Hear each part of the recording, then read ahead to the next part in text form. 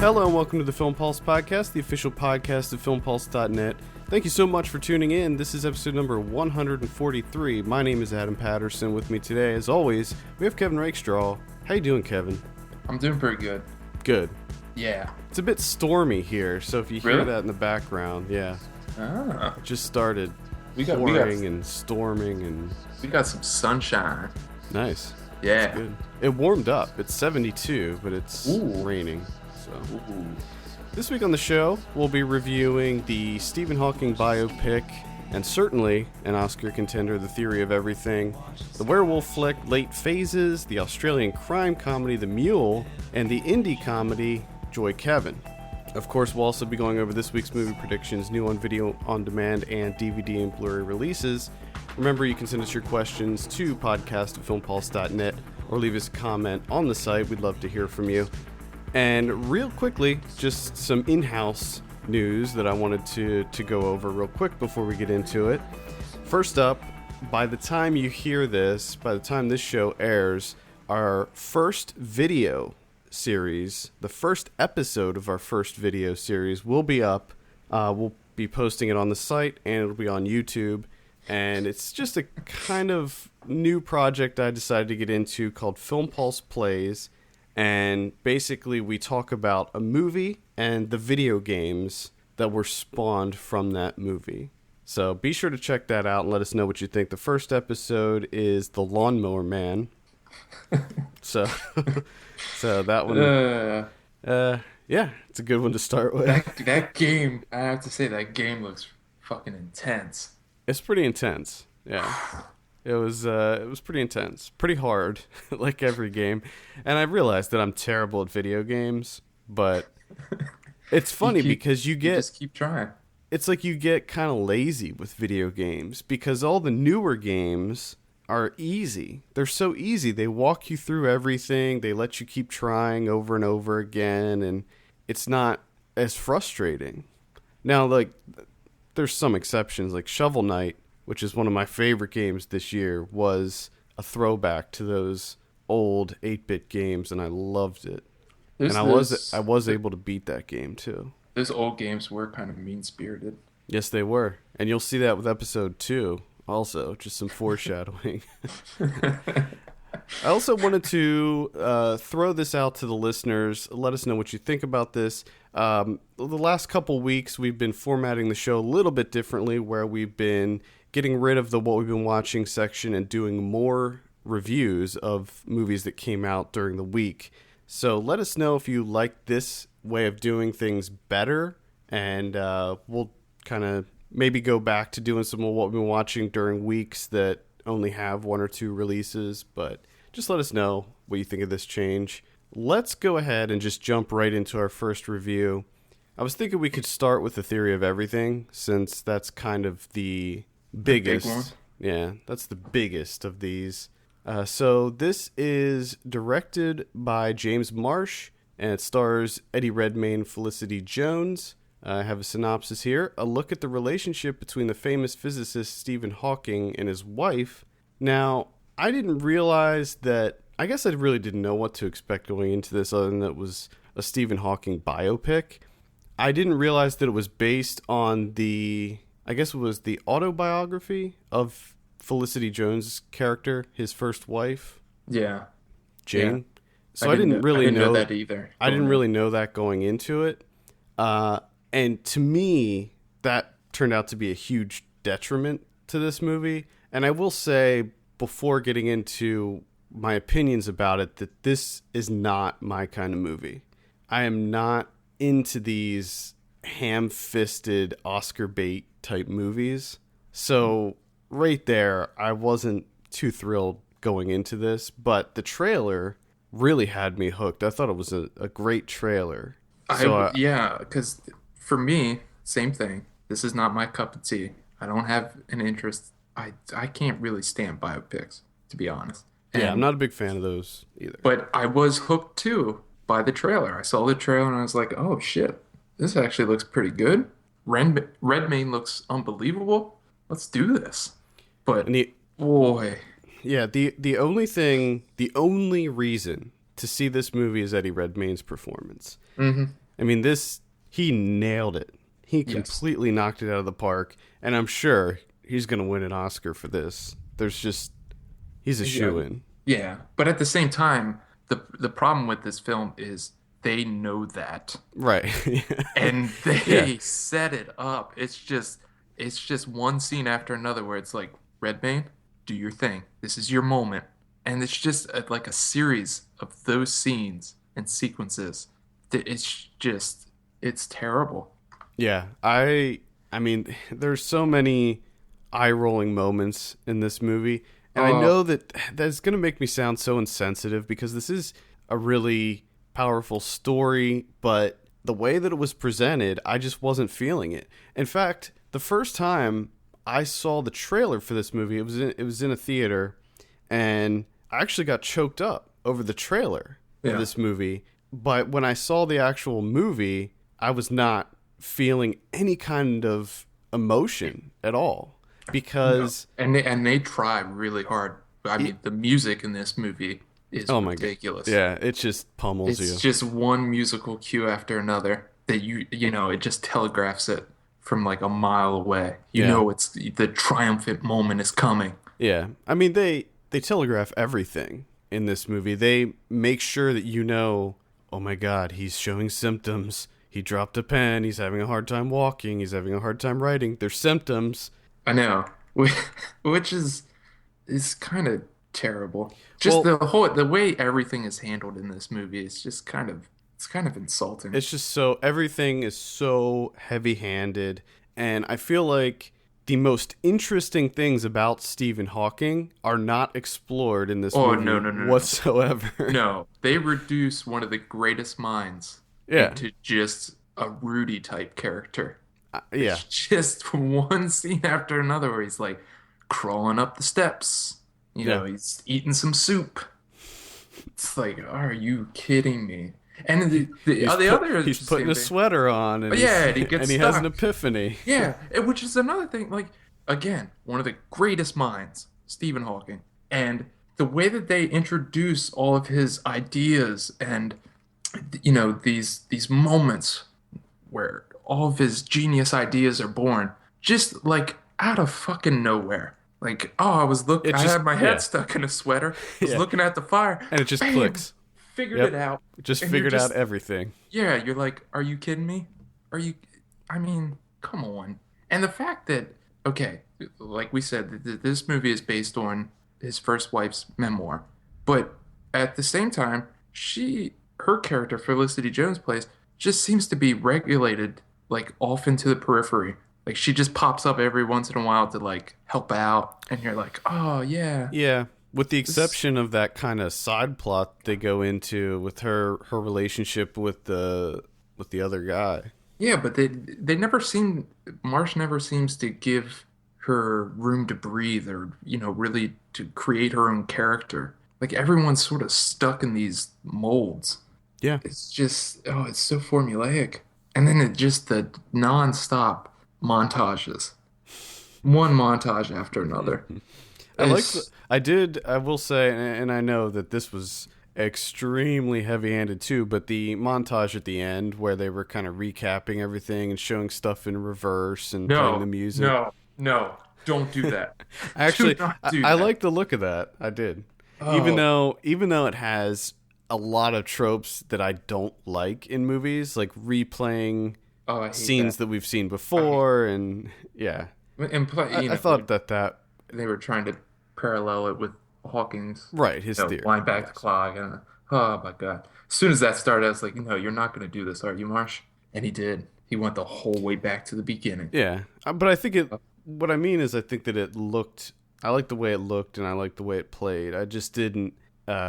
I mean, I wasn't. By that time, I was so tuned out of everything. It was like a nice recap because I was forgetting everything from the movie, like as it was happening. And I It feel was like just like if you could see like a visual representation of what was happening, it was like the images were coming out at me and then just bouncing off of my face. Like nothing was actually sinking in, it was just deflecting off. And I yeah, just sat with this glare. I will say it. and this, I guess, goes to is another compliment to Redmayne's performance, but I saw a lot of Ryan's situation in this movie. Yeah, that was the only thing that made this interesting for me. And it's like, because like Ryan. We've been through a situation similar to this, and it was spot on. Like, from him trying to eat to going up the stairs, and the slurred speech, and just everything as far as how the disease was progressing. Although it did seem like I was having trouble judging how much time had passed in certain parts of the movie, where one second it seemed like he just got diagnosed, and then all of a sudden he could barely walk and he was having trouble talking. And it just seemed like, and I don't know anything about Lou Gehrig's disease, so yeah, I'm not sure. I'm certainly not an expert in that, and I don't know how fast it progresses, but it seemed like it progressed really fast. Yeah. But again, I wasn't sure. You also can't tell if it was just... Right. I don't know if it was like a year or two later. I wasn't sure. Yeah, because there's the other time, all of a sudden, boom, he has his wheelchair with his computerized voice. Mm-hmm. It's just like, geez, that was kind of sudden. Yeah. It just like introduced like bullet points, really. Just... the way that they just they gloss over everything. Everything is just like his kids.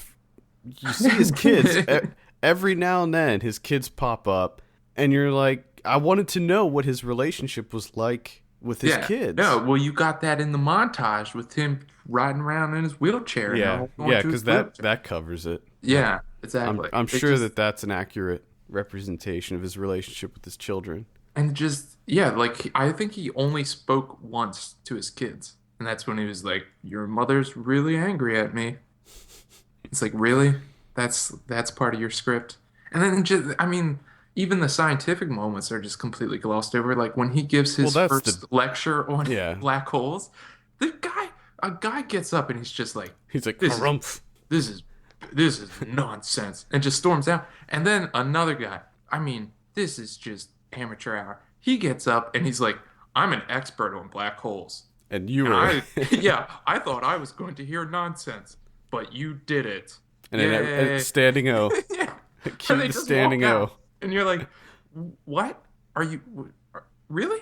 That's what you just did. And then even when they had his huge lecture at the end with the Q&A and everything, I was like, okay, here we go. Now we're going to get some meat.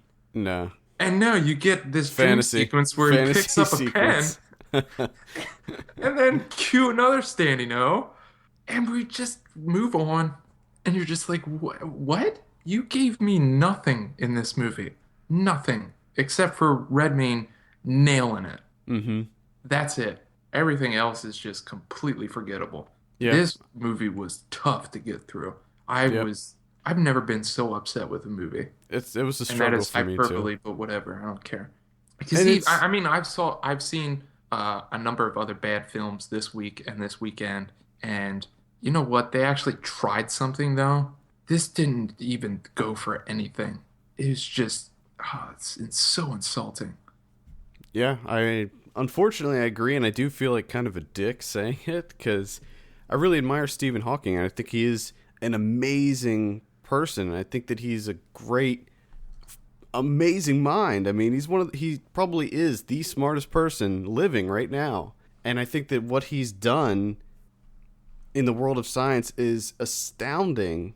But at the same time, I'm not feeling this movie, and I just wanted more of the science, I guess is what I'm saying.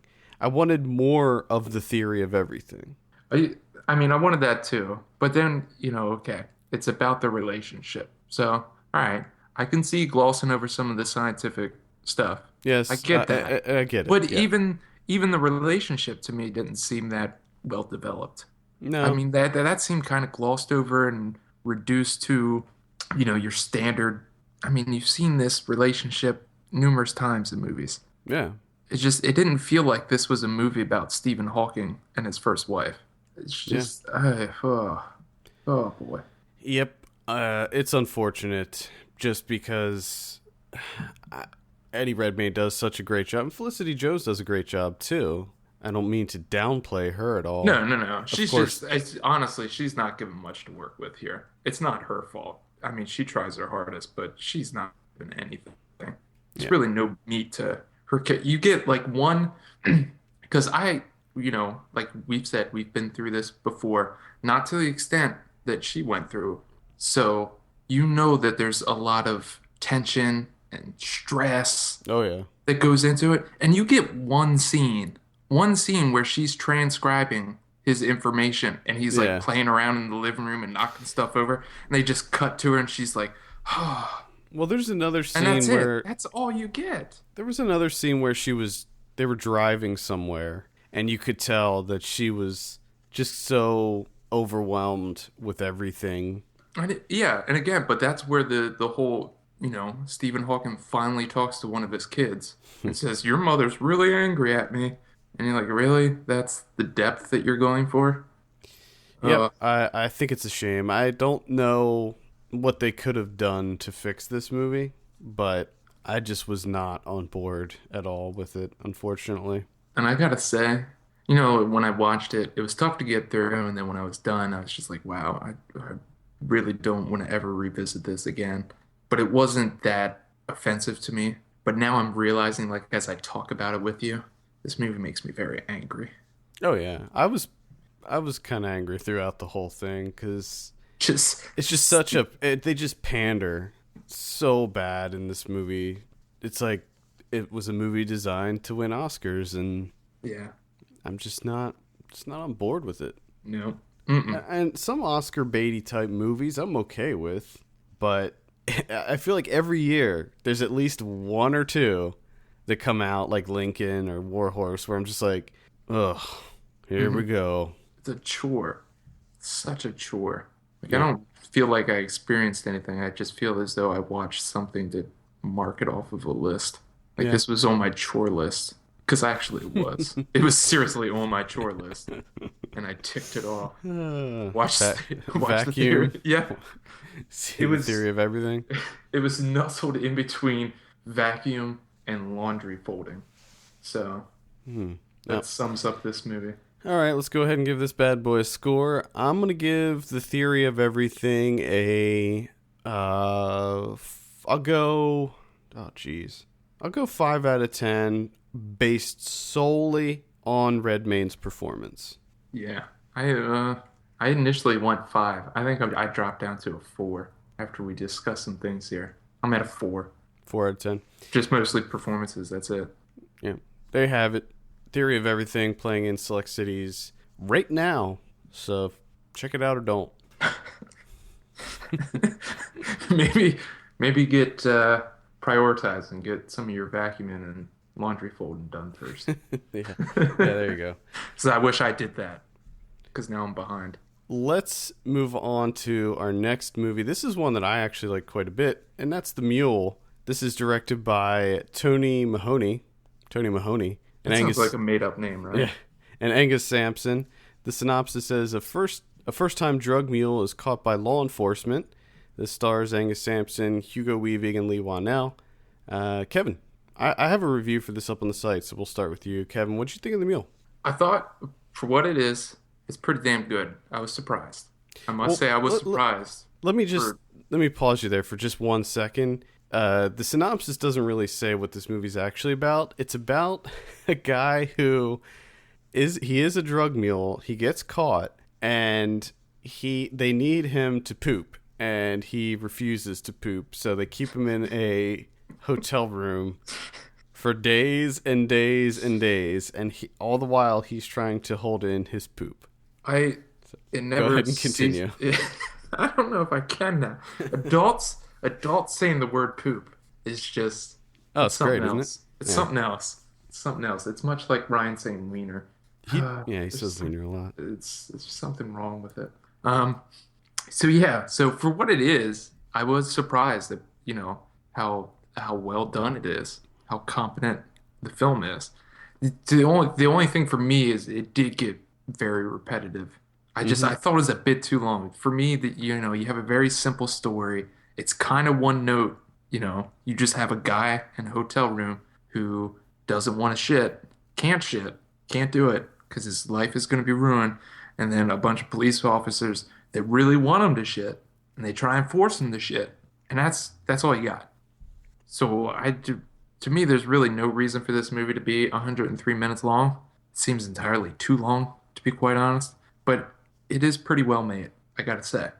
I was surprised by it. Yeah, now this is so Lee Wanell and Angus Sampson mostly do horror movies. So they're the guys that they're in Insidious 2, Insidious 3, 100 Bloody Acres. That was Angus Sampson. So they mostly do a lot of horror movies. This is the first time they've done a crime thriller, and I think that it's Angus Sampson's directorial debut, if I'm not mistaken. I think you're right. So it's loosely based on a true story, and I like this a lot. I do agree with you, and I can see your point on the length, and it is a little bit long, a little bit too long, and there is some repetitive stuff in it, but I think that a lot of that just goes along with what he was dealing with. Yeah.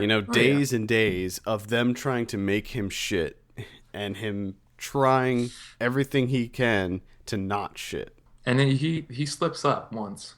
Well, yeah, that's the other thing about this movie. It's extremely disgusting. Very much so. There are a few scenes that are, and during those scenes, Angus Sampson, he really nails it on the believability factor. I mean, how he's like gagging and yeah. That scene is very difficult to. Well, there's a few scenes that are kind of hard to watch in this movie. Yeah, there's a number of them. I found out because I saw this at South by, and he did a Q&A afterwards, and he actually swallowed those things for real, and they made them out of marzipan. the drug condoms. Condoms with marzipan. Yep, and he swallowed them for real. Wow, that's commitment right there. It is commitment. Yeah. Now, what were they covered in the second time he swallowed them? I don't. He actually said, but I can't remember. I think he said it was a chocolate, some kind of chocolate. Oh boy.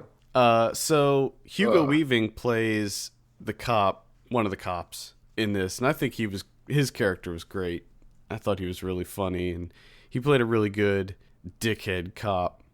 And I must say that I like the twists that happen in this movie. It is more involved than just a guy getting caught and they're trying to make him shit. I mean, that's the base. Yeah. That's the foundation of it. But there's more involved with Lee Wanell's character plays his friend and football mate who is trying to help him, but they're kind of caught up because the people that bought the drugs are trying to get the drugs back. So, and they're also trying to prevent him from talking to the police. So there is a crime thriller element to it. Yeah. And it's all set on the backdrop of this huge yacht race that happened during this time. It's set in the 80s. And there was this giant yacht race that occurred every year. I don't know if it still happens or not, but it's basically the world championships of yacht racing. And every year, for years and years and years, America always won. And this year that this happened, Australia built this new type of yacht, like a hull or something, not a hull, some sort of more aerodynamic yacht. And they actually won this race. So the whole movie, I don't know if you noticed, but everything about the movie parallels the yacht race. Yes. It's the America's Cup. America's Cup, yeah, sorry. So yeah, they've won it 132 years in a row. And Australia finally ended it. Yep. Which was, that was kind of interesting. The way that I was hooked right off the bat because it starts off with that, all the TV footage and everything, and you got Eddie's suppression ring blaring through the stereo. Oh man, I was into it. But for me, the only thing that really took this down a notch was, like I said, it just became a bit repetitive. It just kept, it just became a series of scenes of him writhing in pain. Mm-hmm. Like, I gotta shit. I can't shit. And she's like, yeah, I gotcha. I know what's going on. Can we add something to this? And then the only other thing that I was kind of disappointed with was when they went back and kind of explained what happened. At the very end, you mean? Yeah, I thought that that was kind of unnecessary. Pretty, I thought it was pretty blatantly obvious to It was. what he did. It was, but I think it's fine to include that for people that maybe didn't pick up on the clues. I liked that twist though too, because Angus Sampson plays a really likable guy in this movie, and you just feel bad for him that he's in this situation, that he was kind of manipulated into doing this, and now he's in this just awful position. Yeah, and it is he does play a very sympathetic character because he knows too, which is the part of it that hurts a little bit, that he always fucks things up.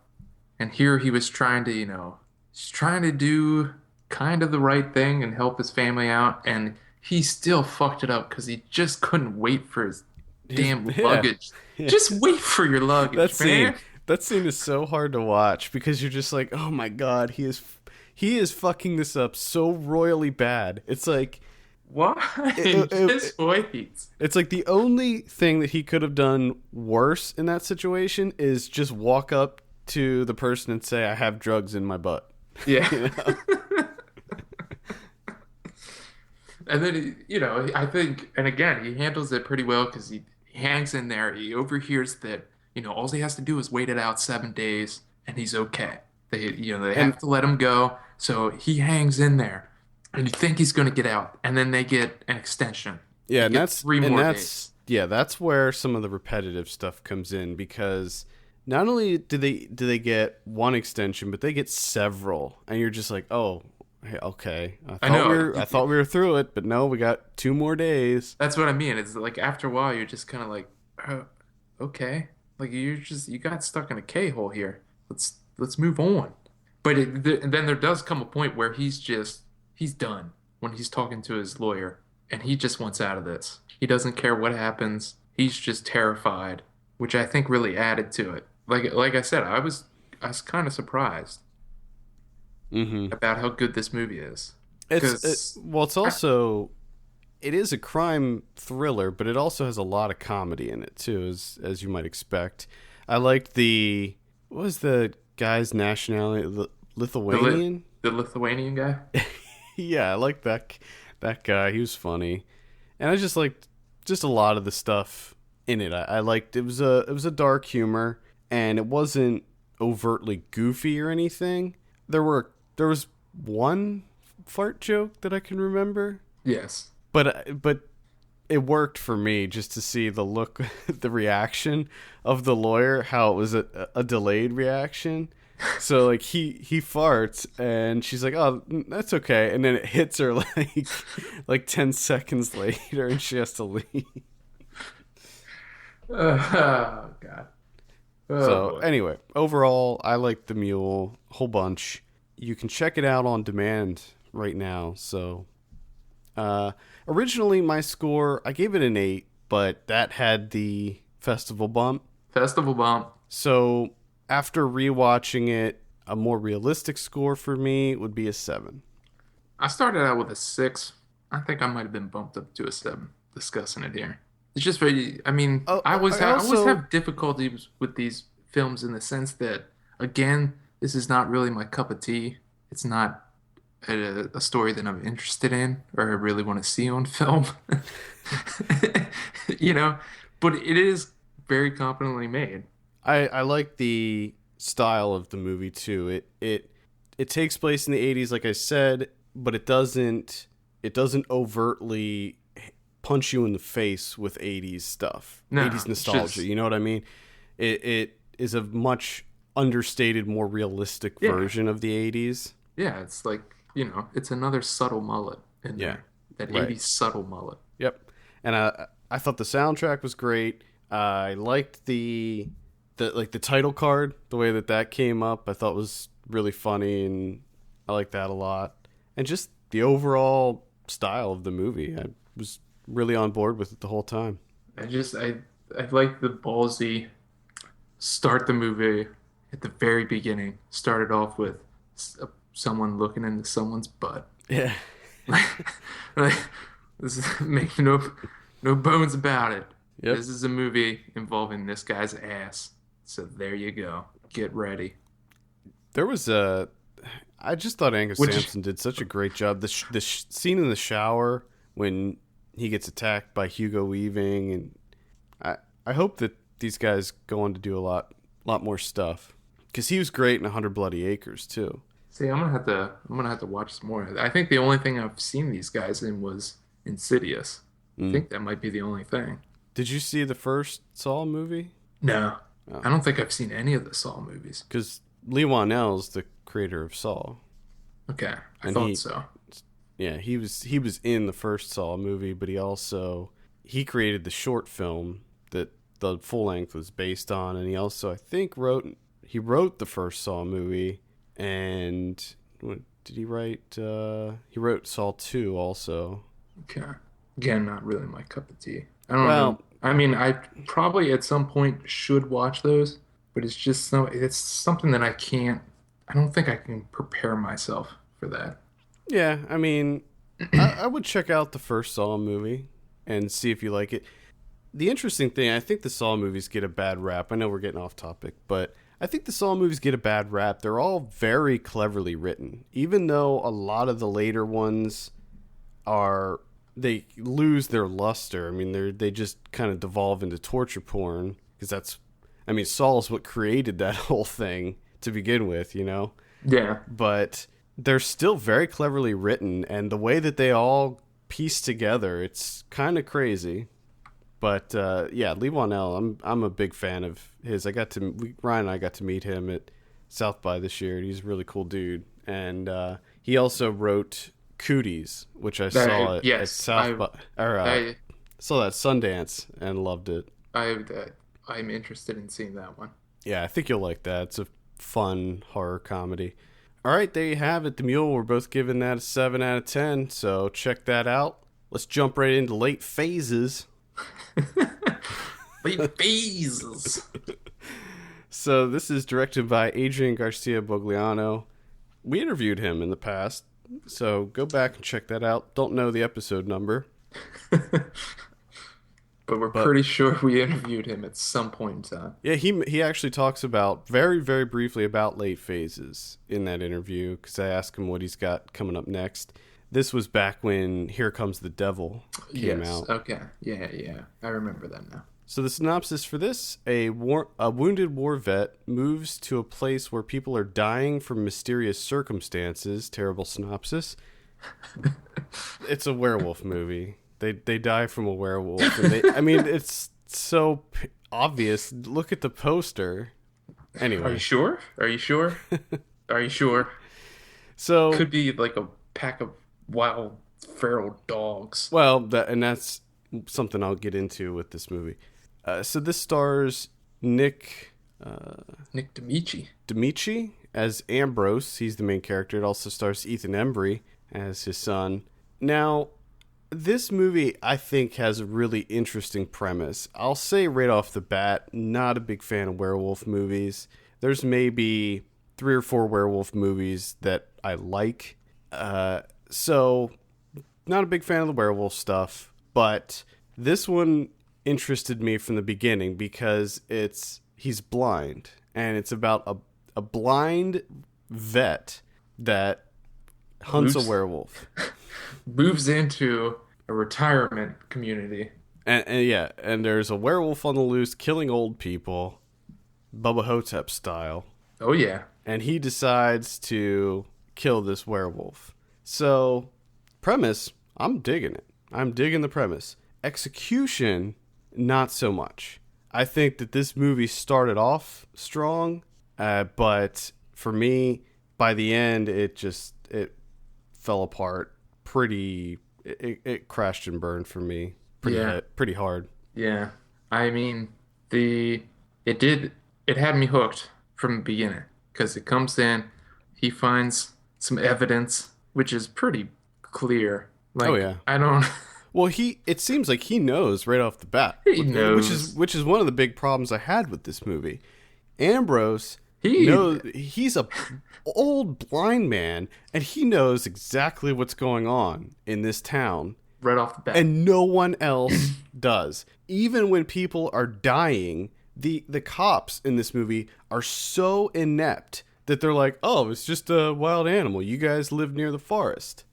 It's like, no, that is not the answer to what's happening here. Let's think about this a little. I could understand if this is a town that has like the last forest in the world. No, there's a lot of towns that I could understand if it's the fucking village in that movie where the lions were killing people with Guy Pearce. Then I could understand. This is New York, where they're kind of close to a little bit of a forest. Okay, there's a million towns like that, and not all of them have old people being slaughtered. Yeah, every month or so. Their windows are shattered in, their doors are broken down. I'm sorry, but if I was a cop and I was investigating a horrific grisly murder that looked like an animal was involved, I'd be like, okay, clearly a bear would not break down your door and slaughter a family. Yeah, I mean, animals aren't drop kicking through windows, through bay windows, and just rampaging through your house. But it just seems like the cops are just so nonchalant about it. Man, it's just animal attacks. They're like, well, you guys what do you expect? You live near a forest. There's gonna be some murders. Which, to make it even worse, like, all right, I understand that you had to do that to get this movie going. No, I don't think you do, though. No. I think that you can show the cops investigating more, and that would make up for it. True. Okay. But, all right, like, I'm letting it go for a little bit. Okay, we'll shelf that. We'll shelf that part. I'm letting it go for a little bit. I'm like, kind of shitty, but whatever. What else you got? And then later on in the movie, there's a character that walks out into his backyard retirement community. All the houses are really close together. And they make a point of saying that the houses are so close together. And you can hear people in neighboring houses. All the time.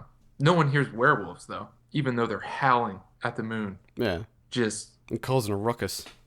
Just breaking through shit all the time, tearing people's guts out, just wrecking stuff, really. So this guy walks out of his house. He's walking in his backyard, and you're like, oh, what's he getting into? Motherfucker has a smoker. Just a smoker in his backyard for no goddamn reason. What's next to the smoker? Oh, how about a wooden container chock full of dead dogs? Just tons. Rotting dead dogs. Rotting dead dogs, maggot-infested dead dogs. And he's just throwing them into a smoker. No one notices. No one. No one notices that this guy has a smoker in his backyard for no reason. It's not that it's not like they established a scene where he's like walking around and giving people smoked meats as, gifts. He just has a smoker for no reason. Yeah, I had a problem with that too. I had a problem with a box of dead dogs. I had a problem with that guy in general. I forgot to mention Tom Noonan is in this. I like him a lot, and I think he's good in this movie too. He plays a creepy priest. And Larry Fessenden is in this, and I like him too. He was the tombstone salesman. Tom Noonan plays a great creepy everything. Yeah. He's just kind of inherently creepy for some reason. In that show, Hell on Wheels, he plays a creepy priest also. He's getting typecast as the creepy priest. I hope he pulls out of that. Yeah, him and Dimitri, they're the highlights of this movie. I liked Dimitri's performance a lot. I thought that he was a badass. Yeah. I thought that he was a complete badass. And that's one of the disappointing things about this movie for me was that there was this great build-up. It's a very slow, I would call it a slow burn. Oh, yeah, because as soon as he moves into his house, which takes place at the very beginning of the film, werewolf attack. So, and again, he knows right off the bat what's up. Apparently, he's like an expert on werewolves. Well, no, he has common sense. Well, even so, it's kind of just odd that he's like, okay, I have one more month until another one comes. So you have this whole like waiting period of him getting ready and getting the lay of the land. Gearing up, setting traps. Oh, he has this great sense of smell, but he doesn't smell a goddamn smoker that's like 5 houses away with dead dogs. So he's getting his shit together for this the next showdown with werewolf. And one of the biggest problems I have with this is that he is always in a state of burying his dog. Like every time they show him, he's in the backyard digging. Digging. The dog never goes in until the very end. So there's just another dead dog. Right. Just And they comment on that. They're like, that dog's been laying out there for 2 weeks. You got to take care of that dog. Yeah, they notice that, but they don't notice the box. The box full. 47 dead dogs in it. They don't notice that one. But again, he's just always burying the damn dog. Well, it was all preparation. He was using the dog as bait. Well, and the hole was not just for the dog, but for the werewolf. I know. It seems like it takes him a really long time to dig a hole. Well, he's old. He's got to pace himself. Well, I did like the montage with him training with his cane shovel. Or his cane. And how he tweaks his back at the end of it. Well, see, that's the thing. This movie would have been perfect if they injected some comedy into it and played it a little bit more funny. If they made it less serious, that's the problem with this movie, is that everything is taken so seriously, and a lot of what happens you just can't take seriously. No, you can't. Now, so we have all that build up, this waiting period where he's burying a dog for a month. So when it finally comes to the showdown, what did you think? Because the whole time I'm watching this movie, the only thing I'm thinking is, how are they going to do the werewolf transformation? How's this going to go? So the way that they did the werewolf transformation, first of all, they used all practical effects in this movie, which I thought looked pretty good. I instantly applaud any filmmaker that uses practical effects, especially in something like a werewolf transformation. That's got to be tricky to do that. There were certain parts of the special effects that I thought looked awful, that just looked so bad, and then some parts I thought looked good. There was a scene where when the person is transforming into the werewolf, he rips off his human face that looked amazing. Because I don't even know how they did that, but it looked awesome. It was great because it starts with him like ripping his chest. Yeah, he just rips his skin off, and you're like, damn, that looks pretty good. And then I kind of liked how he did with the camera, where it was him transforming, and then it would go to the other character to get his reaction shot, and then it would kind of come back midway through the only time that I thought it looked kind of bad was the second time it came back and he's like holding his arm up. Yeah. And the claws and stuff are coming. That looked fake. But yeah. So, and then almost the entire transformation is over except for the face, which naturally I'm just sitting there like, well, how are they going to do this? How the hell are they going to do the face? And then he just rips his face off. Yeah. Which I was like, God damn, that looks pretty good. Yeah. I got to hand it to you. That was pretty badass looking. I mean, your werewolf looks really weird. You have a weird idea of what a werewolf is, because they kind of look like a mixture of a werewolf and like one of those toy dogs. Mm-hmm. So it was a little odd looking, but I thought the transformation was pretty good. Yeah, I think some of the other effects work looked okay. There was a scene where a werewolf, he like jumped on a car or jumped through a car windshield, and that looked pretty bad. The worst part is the slow-mo inside shot of the character getting glass on him, and he's just like, oh. Oh. It's just like, come on.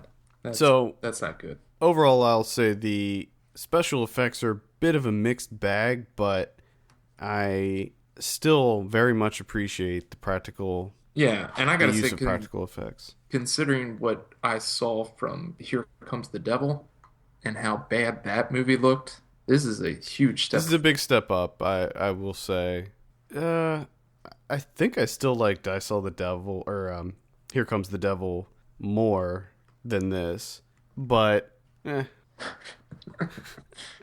it's got some fun moments in it. The end battle with the werewolves was a bit of a mixed bag for me too. They do something interesting with the werewolf and what the werewolf does to prepare, because the werewolf knows that there's going to be a battle too. Yeah. So he does something to prepare. I'm not going to say what it is, but I think that was kind of an interesting little twist. That was an interesting twist. I like that. But overall, the final battle I felt looked a little cheap visually, and I don't know what I was expecting. I guess I was expecting something more grand with the final battle, but it wasn't horrible. No, I think it's just, I don't know. I guess maybe the script had something to do with what was going on in this movie that I didn't like. There was a scene where he's having a conversation on a bench with Tom Noonan that felt a little bit sappy to me also, when he's talking about the war. Yeah, that kind of felt unnecessary. Like that, that's a bit too serious to have in a movie that's about an old blind man hunting werewolves. Yeah. Seemed a bit much. I think that's the problem, is that long stretch in between his preparation period and waiting, taking forever to bury a dog. I think that just, it kind of exhausted you by the time that the final showdown did come. Yeah. I wasn't as amped up for it.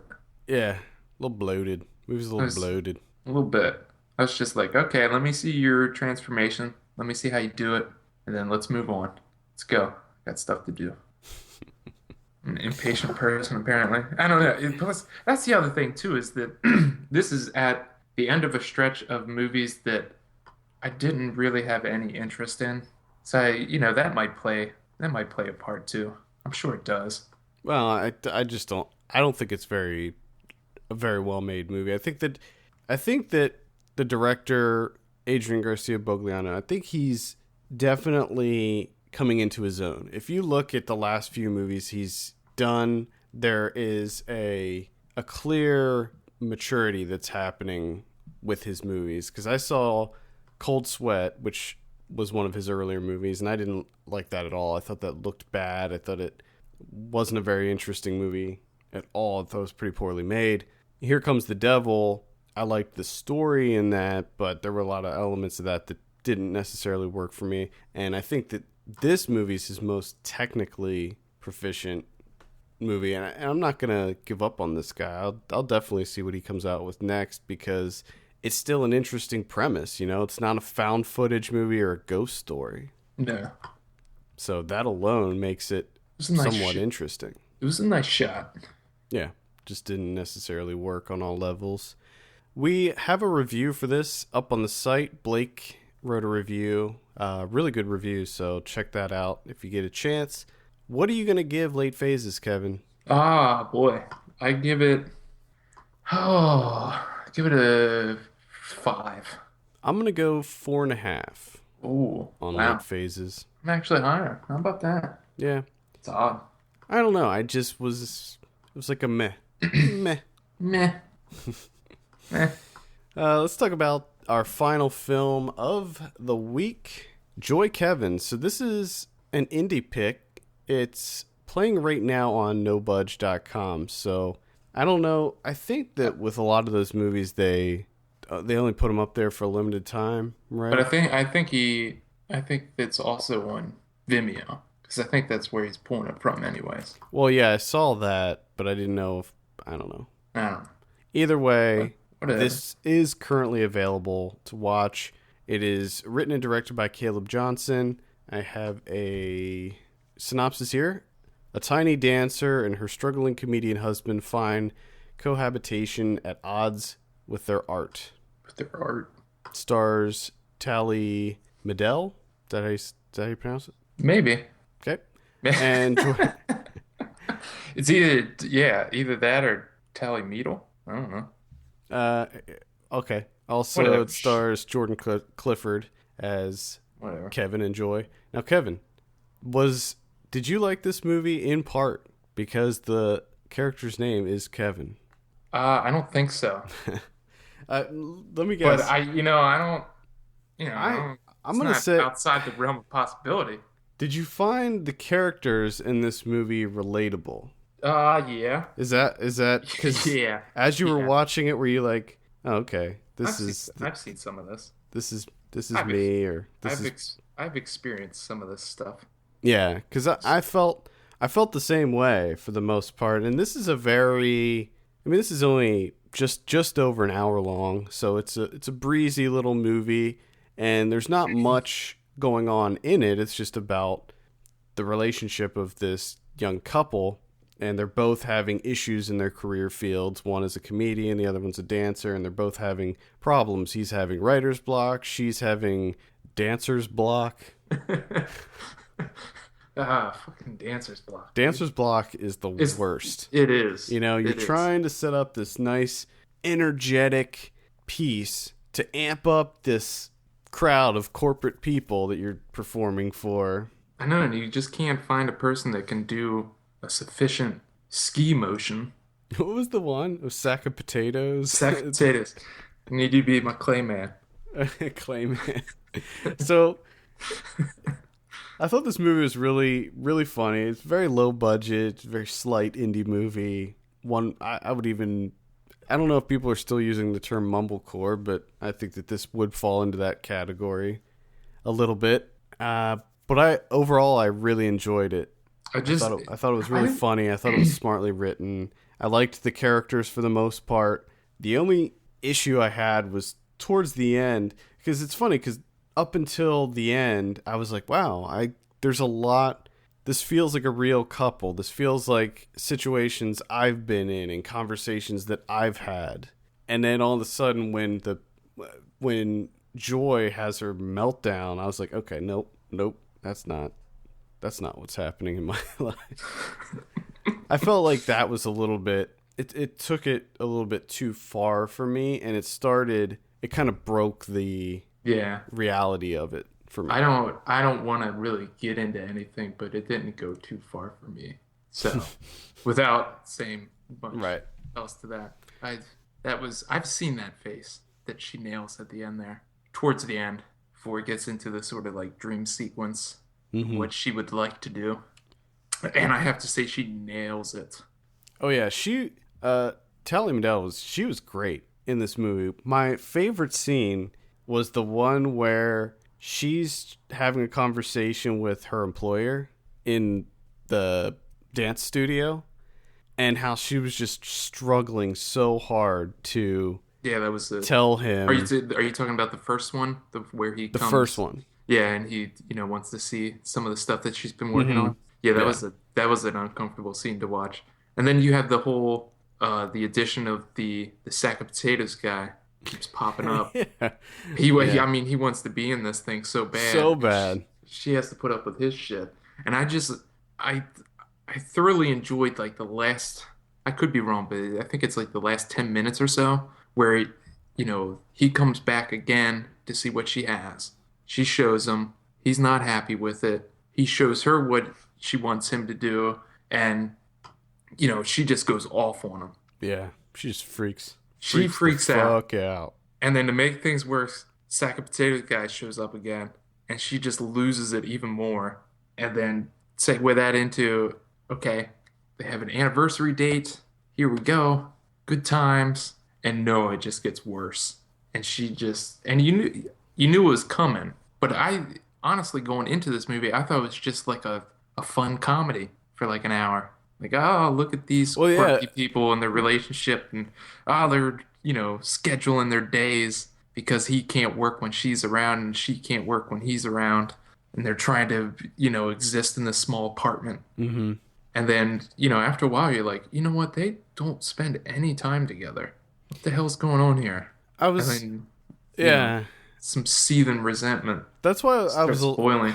That's why I was a little disappointed with it, but at the same time, I think that it was effective what they did.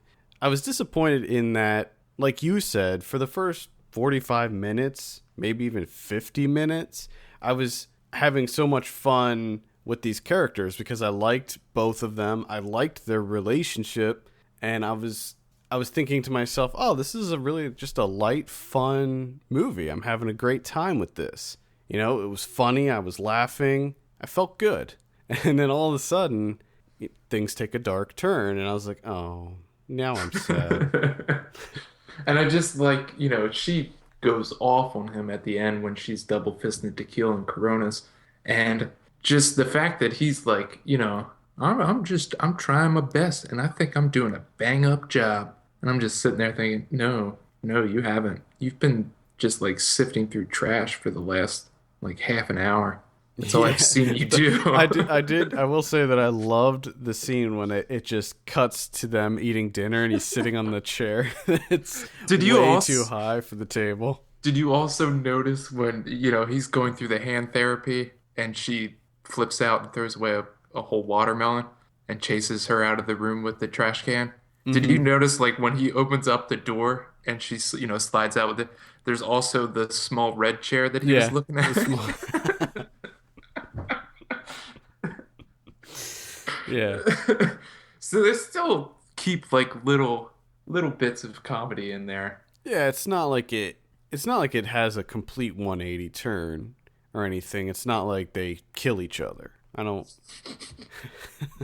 It doesn't go that dark. I mean, even when they're having their huge blow up argument fight, I mean, she crawls into the cupboard. Yeah. So it's not all terrible. Yeah, that's true. But I don't know. I thought that transition, I thought was very well done. I thought it was pretty seamless how they snuck it up on you. Yeah. But again, I thought it was hilarious. The fact that, I mean, their argument about where his painting went, how that all unfolded, her being obsessed with putting her baby's hand in her mouth. That conversation was really funny. Oh God.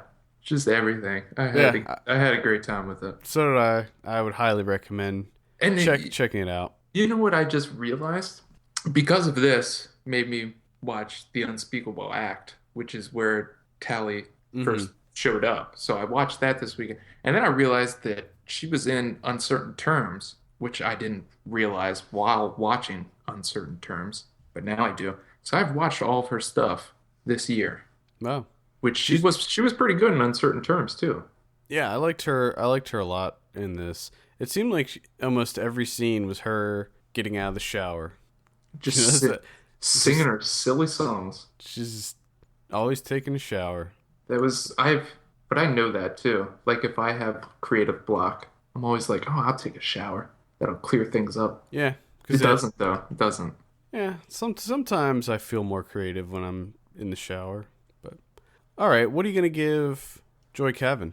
Joy Kevin, I'm going to give an 8. I'm also going to give it an 8. I think you should definitely check this out. It's an hour long. It's free. It's available now, so check it out. We'll put a link in the show notes in case you missed it, but it's available at nobudge.com. All right, let's go ahead and move on to some predictions. Last week, Hunger Games Mockingjay Part 1. Mockingjay. So we have a review for this up on the site, which Mary reviewed it, and it was funny because I talked to her after she saw it, and she was like, that was a disappointment. And she's like, I didn't like it at all. And then she wrote the review, and I was like, what are you going to score it? She's like, I don't know, 6. I was like, 6? All you did was say how bad it was. And you're going to give it a 6? But anyway. So check out our review for that up on the site. I said 68 on that one. You said 74, actual 67. Ooh. That's the only one we predicted last week. This week we have The Penguins of Madagascar. Now, I'm not going to see this. I'm not interested in it. But I will say there's a scene in the trailer where the one penguin's eating cheese curls. And I think it's really funny. Because they show it in slow motion of him eating a cheese curl. And I love thinking about a penguin eating a cheese curl. And he's got that orange shit all over his mouth. Oh, God. I will say... I'll say 76 on Penguins of Madagascar. 76. I'm going to go 72. Have you seen any of those Madagascar movies? I want to say I saw the first one. I think there's like 15 of them out at this point. I'm pretty sure I saw the first one. Obviously, it did not have that much of an impact on me. I think that I saw the first one too, and I didn't like it. Because I think, does David Schwimmer voice someone? Yeah, he's the giraffe. Okay, that's the only thing I know. For some reason, that's what stuck. David Schwimmer. I think he's suited for a giraffe. I think he would play a good giraffe. Next week we also have Horrible Bosses 2. Why? This Why's to me that this happen? looks pretty bad. Yeah. I'm not sure why this one exists, but what are you thinking on it? I'm thinking a 28. I'll say 36. You're feeling a little more optimistic than me. Yeah, I'm feeling a little. Are you planning on seeing it? No. You liked the first one though, right? I did like the first one, but it should end there. I don't want to hang out with these people again. Yeah, same here. It seems like it's just gonna be the same thing. Yeah, it's gonna be the same thing. Overkill. It's gonna be overkill. Horrible Bosses 2. Like, yeah. I don't know. Maybe it'll be funny. We also have in limited release next week The Imitation Game, another biopic. This one sounds better though, or I'm hearing better things. I don't really know. I've read some mixed things out of Tiff on that one. But I mean, both The Theory of Everything and The Imitation Game are getting mostly positive reviews. Okay. So Yeah. I don't know what to think about these Oscar movies. We also have The Babadook. Hitting theaters, limited release. Check that out. Before I Disappear, I can't remember what that's about. And The Immortalists. You're like, I just skipped it. I'm not even gonna fucking look that up. Nope. I don't remember what it's about. I know I'm supposed to be informative, but fuck it. Oh, do you want to tell me what Before I Disappear is about? Not really, but now that I kind of pointed out, I feel like I have to. Yeah. Damn it. Now it's your obligation. Now the burden is on you to tell us what Okay, man. Before I Disappear is about. Here we go. It's about a troubled young man and his straight-laced niece as they embark on a thrilling odyssey through New York City. Heart-rending drama based on an Oscar-winning short. Dude, his life hits rock bottom, so him and his niece just go on an adventure. Precocious kids. Oh, yeah. Cool. Sean Christensen and Ron Perlman. There you go. Rocking it out.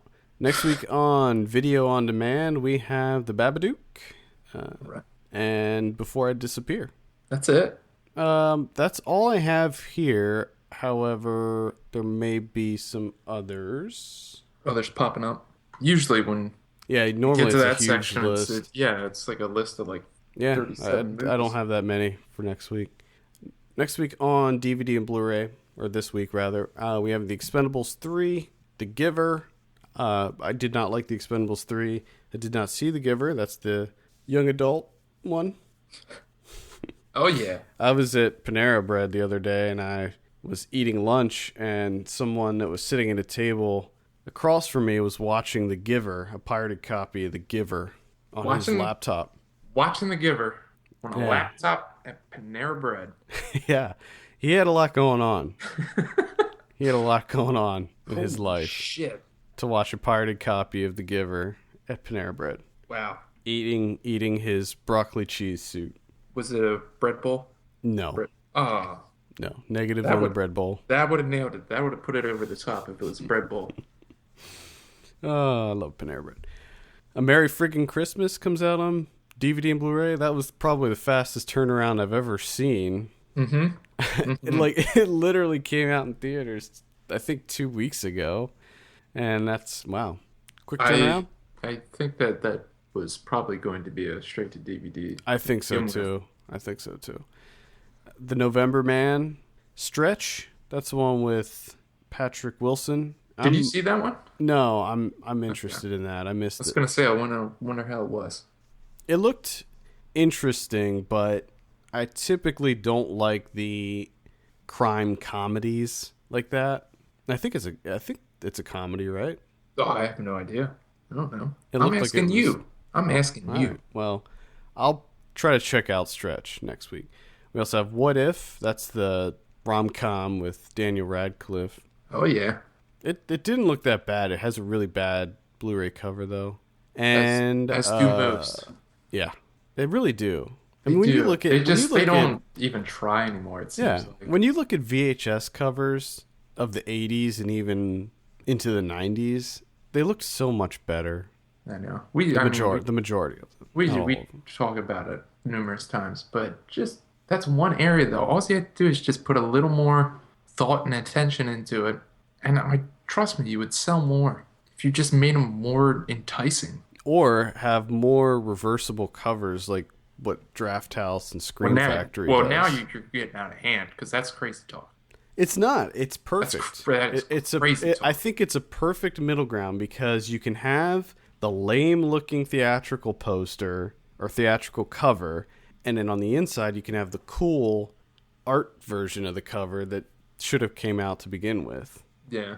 We also have a Medea's Christmas. Yes. Next week. Anything on Criterion? Criterion's. Oh, we have two, my friend.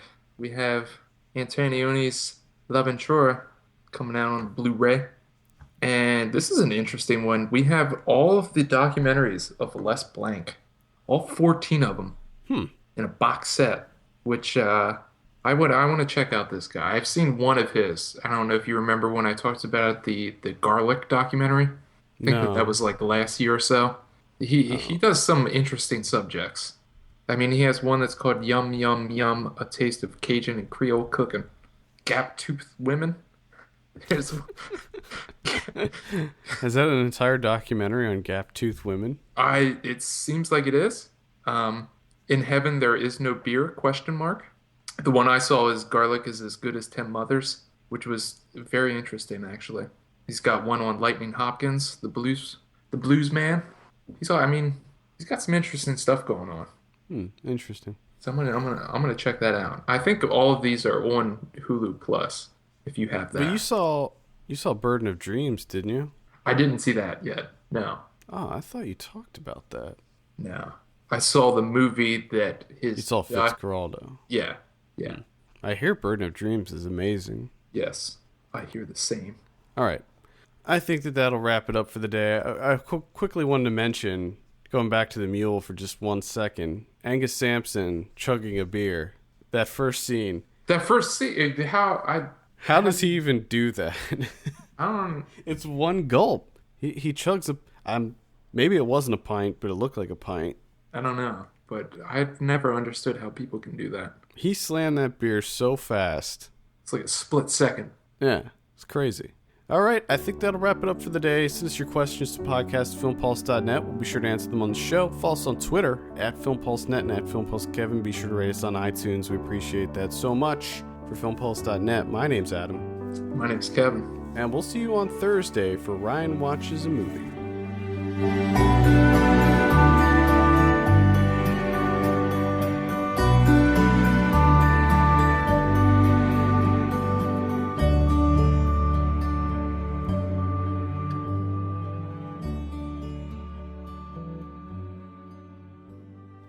I regret like every single fucking thing I do in my life. And I don't know why.